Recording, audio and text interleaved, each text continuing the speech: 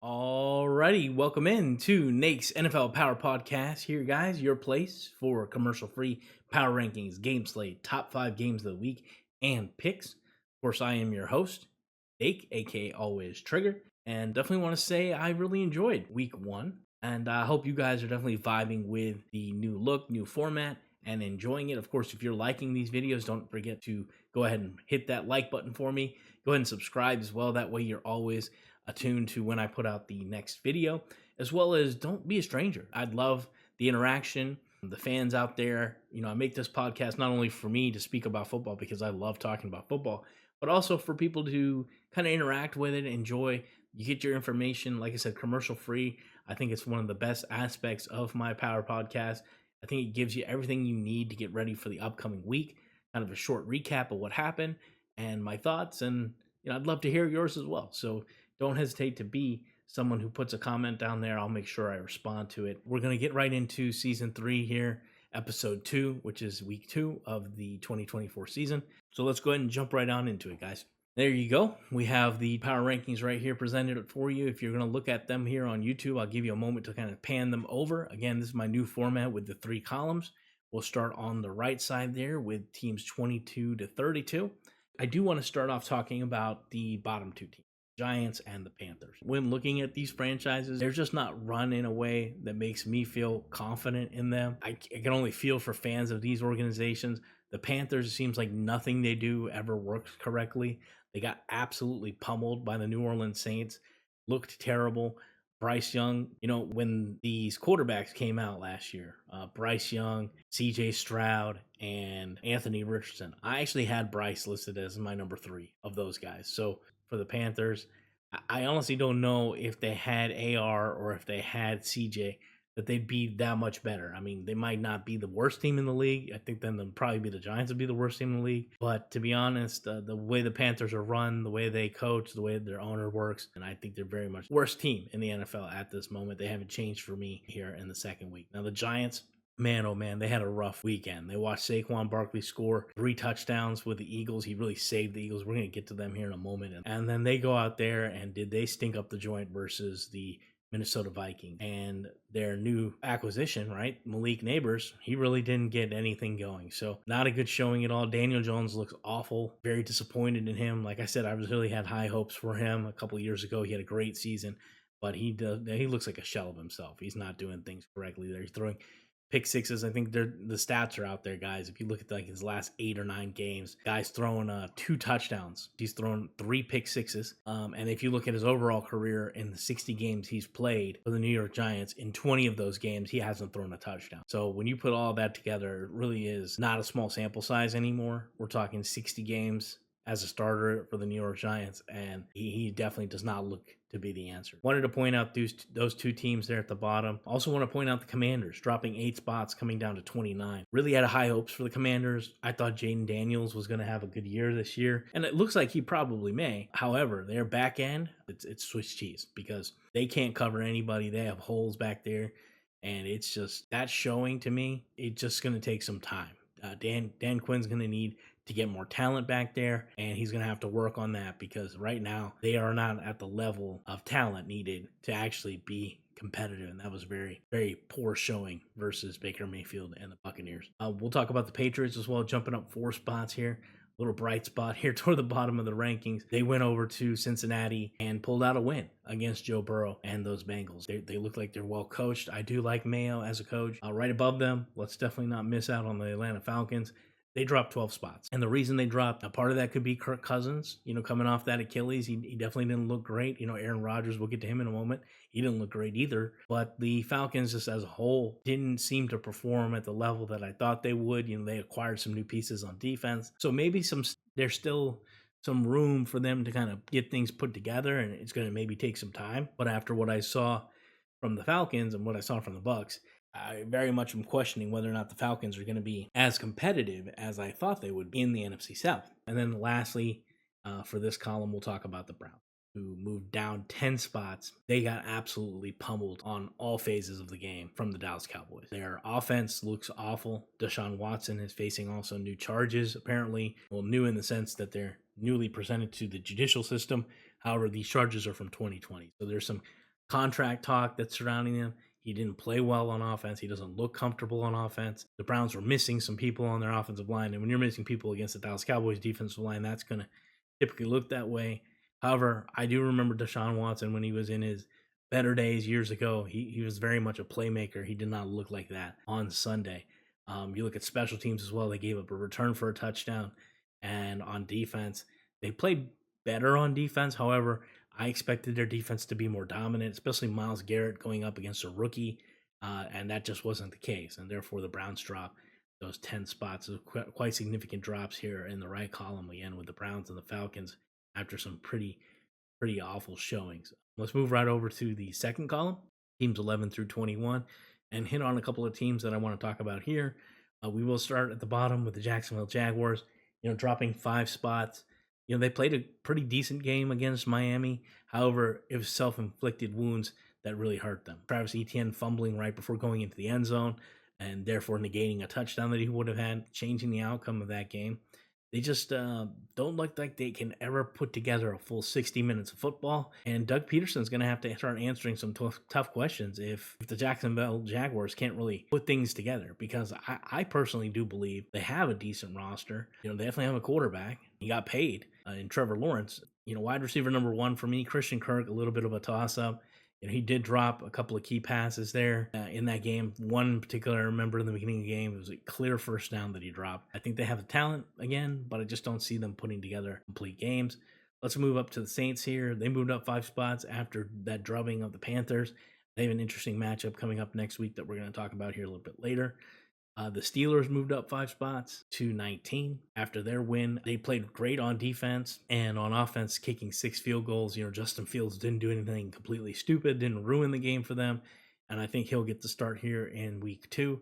Now, I know a lot of people are Steelers fans, probably believe 19 is even too low for them. The thing is, the Steelers don't have the best talent as far as quarterback. And when you don't have a franchise quarterback, how great can you be? Maybe you guys feel that the Steelers could be a little bit higher. I just have doubts that they're going to be able to, especially with their brutal schedule, pull this out in the end. But a big, impressive win there, going to Atlanta and getting the win like they did. Let's stay in this column. We'll go to Team 15, the Chicago Bears. Caleb Williams' first game in his young career. He had 93 yards passing, which pretty bad. And they ended up getting the win a lot in large part because of their defense that scored a touchdown and because of their special teams that all scored a touchdown. Big win for the Chicago Bears, and we'll see how they progress. The next team I'll talk about here is the Packers dropping down 7 spots. A Jordan Love injury, and that happened with 6 seconds left in the game, a game in which they, kind of like the Jacksonville Jaguars, Packers gave up a lot of opportunities to really take control of that game early, but the Eagles were turning the ball over, were practically throwing it. Jalen Hurts was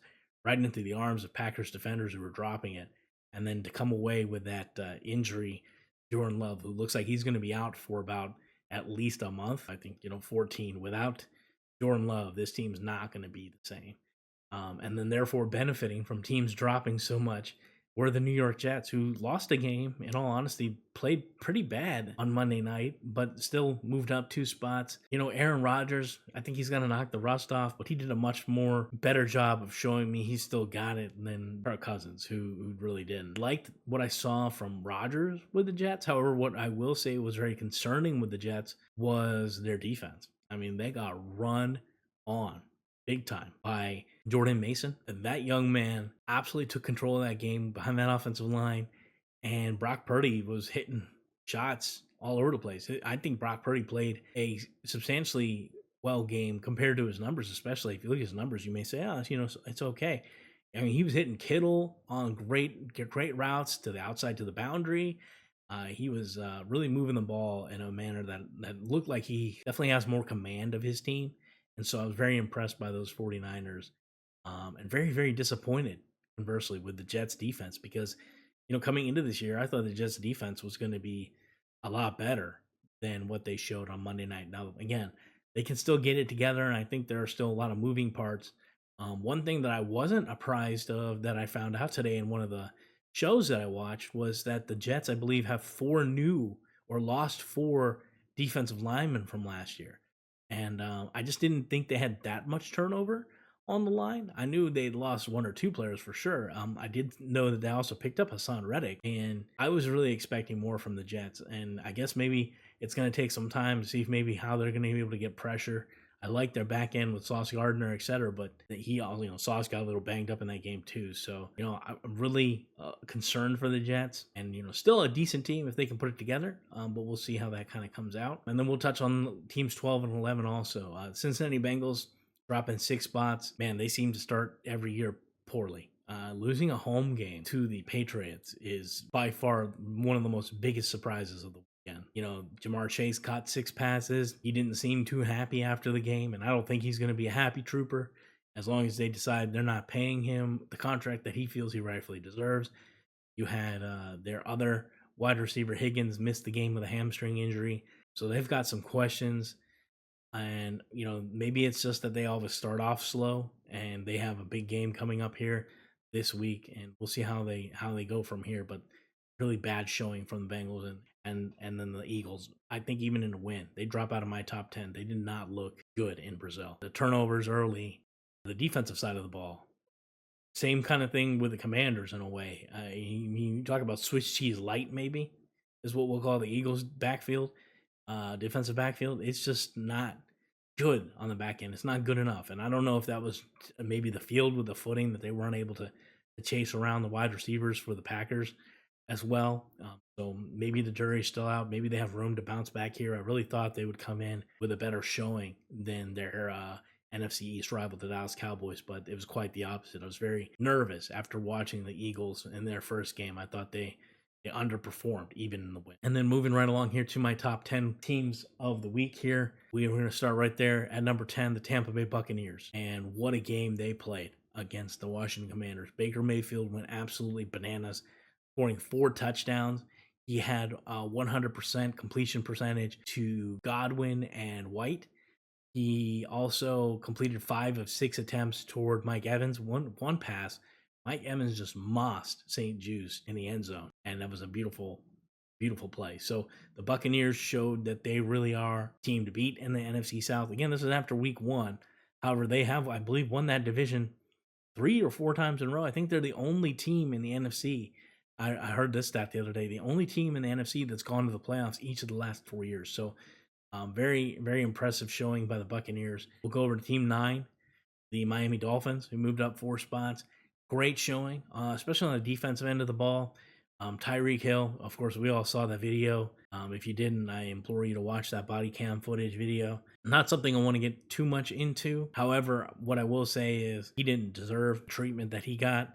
But he also didn't do the best things you could do. If you personally are involved with law enforcement, if you get pulled over, you might just keep that window down and just get your ticket and go about your day. And now again, if you're a cop, you don't need to escalate. Your job should be to protect people and have a level head and keep cooler heads prevail. And I think what I can say that I think is even a better takeaway is in anything in the world, keeping a cooler head and keeping your emotions in check is probably a beneficial thing for you. So that's all I'll say about that. However, on the field, Tyreek Hill hit that 80-yard touchdown. I'm glad he was okay, and he had a great game. The Dolphins, they showed very much what they showed last year. They can be very explosive on offense, very dangerous on offense, and their defense actually overperformed. I really didn't think their defense, from last year would, I believe they had some injuries. They missed some pieces. So this year they actually looked pretty decent. So definitely wanted to give them props there. They slide up into the number 9 slot. The Buffalo Bills at 8 moved up 2 spots. Josh Allen, awesome performance at the end of the game in the second half, particularly. In the beginning of the game, they were losing pretty badly to the Arizona Cardinals. This team is the Josh Allen show. So it's just going to be a Josh Allen roller coaster And we'll see how they close out, toward the end of the year and maybe push for those playoffs. I think they're definitely going to be in contention as long as they have Josh Allen. Just like I said last week, he's just a Superman. And what more is there to say about the Buffalo Bills? We just call them the Buffalo Josh Allens because that's what they are. 7, the Los Angeles Rams. So moving up 2 spots, even in a loss. I thought the Rams hung really well with the Detroit Lions. Really unfortunate to see Puka Nacua. I believe he got placed on IR. He's going to miss 4 weeks at least. However, Cooper Kupp looks great. Matthew Stafford, just as I imagine, he looks great as well. He's back and healthy. He had a no-look pass that looked really great in that game. And I also thought the Rams defense held up pretty well against the Lions. They're a very good team and very powerful team. I know that the Lions drove down on the Rams in overtime and won that game, but losing Aaron Donald, I thought the Rams would play a little bit worse than they did. However, they showed strength on both sides of the ball. Very impressed with what Sean McVay is doing. So they're going to be at that number 7 spot. Moving to number 6, moving up 5 spots from last week of the Dallas Cowboys, who really put the beat down on those Cleveland Browns. The defense for the Dallas Cowboys looked great. No doubts about that. Their special teams looked amazing too. When you talk about the punt return for Turpin for a touchdown, and then Brandon Aubrey, who hit a 66-yard field goal that didn't count because of delayed game. And most people this week have been talking about they should have let him kick it from 71, which would have been ridiculous. 66 would have tied the league record, and he made that. Like I said, as the penalty came out. So Dallas Cowboys looked great, and therefore jumped up to 6. The top 5, not a lot of movement here, guys. We got the Houston Texans at 5. They stayed exactly where they were. A great, impressive win by C.J. Stroud, and I'm looking forward to his upcoming game here this week. We've got the Ravens moving down 2 spots after their loss to the Chiefs. I mean, what can we say? They can't really seem to beat the Chiefs. Is it possible that they can maybe get their revenge later on in the season in the playoffs? That's to be seen. I do believe the Ravens are still a solid team. However, the cream of the crop in the AFC will be those Chiefs. The Lions at 3, moving up a spot, and Frisco moving up a spot as well to number 2. The Lions, like I said, they did play really, really well in overtime, winning that game against the Rams. And then the 49ers just beating the snot out of the Jets, really taking it to the Jets defense without Christian McCaffrey was impressive. And like I said, the cream of the crop of the AFC, as well as the entire league, is Patrick Mahomes and those Kansas City Chiefs, who looked great. Xavier Worthy showed off his speed. He looked awesome. Really, in all honesty, I don't even think they played their best game versus the Ravens, and I don't think anyone really should be playing their best game of the year at week 1. You want to grow as the year and the teams kind of go across the year, but really great showing by the Kansas City Chiefs, winning that game at home. That's not always easy, as you could tell from last year. They lost their season opener to the Lions, so their quest for their three-peat started off just as they would hope. Let's go ahead and jump over to your game slate here, guys, for the week. And on Thursday, we have the Buffalo Bills heading over to Miami. On Sunday at 1 p.m., you've got a nice, healthy 1 p.m. slate of games, guys. You got the Saints and Cowboys, the Buccaneers and Lions, Colts and Packers, Jets and Titans. Those Niners are playing the Vikings. Seahawks travel all the way east to the Patriots. Giants and Commanders. You got the Chargers and Panthers. And then you got the Browns and Jaguars and Raiders versus Baltimore. You have one 4:05 game on Sunday, and that's going to be the Rams and Cardinals, a nice divisional matchup there. So Sunday at 4:25, you got a pair of games. You've got Steelers and Broncos, a nice little matchup there. And then you've got the Bengals and Kansas City Chiefs. Very interesting game. Sunday nighter, that's Chicago Bears at Houston Texans. And your Monday nighter at 8:20 p.m. on ESPN is going to be the Atlanta Falcons and Philadelphia Eagles. Nice little bird bath there. And fun fact, that was going to be one of my top 5 games of the week. Didn't make it though. That was number 6 for me. Just missing the bubble game. The bubble top 5 game of the week was the bird bath there on Monday night. Speaking of top 5 games of the week, let's go ahead and jump right on into that. At number 5, I have the New Orleans Saints and Dallas Cowboys, 2 1-0 teams. Again, coming off good showings. The Saints beating down the Panthers, the Cowboys beating down the Browns, and the Cowboys will be hosting the Saints. So really interested to see if the Cowboys could continue their momentum, play a good home showing. You know the Cowboys are normally decent at home. I've seen the Saints personally play the Dallas Cowboys in the old Texas Stadium back in 2004, I believe, and that was when they had Reggie Bush, and he had a huge 70-yarder. So up the left sideline, and that dude had some serious speed. That was fun to watch. But I do know the Saints, they typically play the Cowboys very, very tough, and looking forward to see how that game pans out there on Sunday at 1 o'clock. At number 4, I've got the Chicago Bears and Houston Texans. That's the Sunday Nighter, guys. Again, another pair of 1-0 teams. This one may not be as competitive. I do think the Texans will win this one. We'll get to my picks here, these games here in just a moment. But just kind of point this out, why is this making my top 5 games of the week? It is because we're going to see Caleb Williams on the national stage and against CJ Stroud, who we're going to see also on that same stage. So, you talk about quarterbacks, young quarterbacks in this league. It's something I'm definitely going to be tuned to. I'm going to watch it. I'm going to have a smile on my face the entire time watching that game. It should be a fun watch on Sunday night. And number 3, we've got the Bengals and Kansas City Chiefs. That's that Sunday afternoon game, guys. How can you not? Even if the Bengals start out slow every year, Joe Burrow versus Patrick Mahomes, again, those matchups, you can't miss them. It's not a bad watch. The Bengals could very well play the Chiefs hard and make it a competitive game, or the Chiefs could blow them out. Either way, you're going to have a good time watching it. Number 2, the Buccaneers and Lions. This is a great matchup. Again, with another pair of 1-0 teams here. And my number 10 team versus my number 3 team. And NFC powerhouse teams added at that too. Baker coming off that great showing. Can he do the same versus the Lions, who are a different animal than the Commanders? And then the Lions, playing an overtime game now, hosting another game. What do they have left in the tank, and how do they play when it comes to facing off against the Buccaneers? So it's going to be a very interesting watch. And then the number 1 game of the week here, I think, is tomorrow's game. It's the Bills and Dolphins. The Dolphins, again, looked great on defense this week. Can the Buffalo Josh Allens go into Miami and get a win with their, still young weapons that they have? Kincaid, Coleman, divisional matchup, 8 versus 9. You can't beat it. So let's go ahead and take a look at my picks for these games. Very interesting, guys. I'm picking all the home teams here. Let me know what you think in the comments below if you want to make your picks on these games. Pretty set. This is how I'm going to pick them. I don't have any real questions about these top 5 games of the week and how they're going to turn out to me. I think maybe the Buffalo Bills Dolphins one, if I had to say one that's a little too close to call right now, may swing over to Buffalo. Again, you can check out my picks. If you check out the description below, you can join those league, both the straight up and the one versus the spread. The password is triggered. All that information in the description below, or you can pick them here on YouTube. Write them in the comments section. Last week on my 5 picks for picks of the week, I went 3-2. My overall record, of course, then is 3-2. We're only 1 week into the season, so I definitely would like to see what you guys think. And also, just a fun fact here in this extra slide that I put into the podcast this week is my results. So I want to be accountable, guys. You can always check out my picks if you join my leagues. You can see them.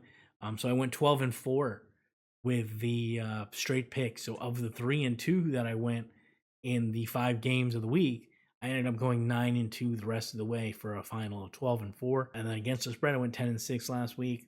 I went ahead and included my fantasy league there. That's the bottom one. With my family. That's a really fun league. It's got some wonky scoring. Ended up winning that one. And then I've got 2 dynasty leagues here. I won those as well. So I'll put my dynasty and fantasy record up on the screen every week, and I'll be accountable to my picks as well. So you guys can see I'm 12-4 straight, 10-6 versus the spread, and 3-0 on dynasty fantasy. So not a bad start to the season for me. Of course, get in there, guys. If you want to be competitive with me, see if you can outdo me week after week. I typically perform pretty well. A little disappointed to see the 63.4%. But we're only going up from there. I know my man Haywood said he wants me up in the upper 90s, 99 percentile. Who knows if I can get that high, but we're definitely striving for it. I think I have a really good beat on the NFL, and I think I do come with some backing when I talk about these things. By no means am I a true NFL, executive or professional, but I'm right up there. It's something that I really enjoy. So I want to thank you guys very much for tuning into the podcast, especially all my family and friends. Please don't forget to give it a like and subscribe. Comment below as well. Very much appreciate you guys, everyone who watches and listens. Thank you so much, and I hope you enjoy the games this week. And I'll see you next time.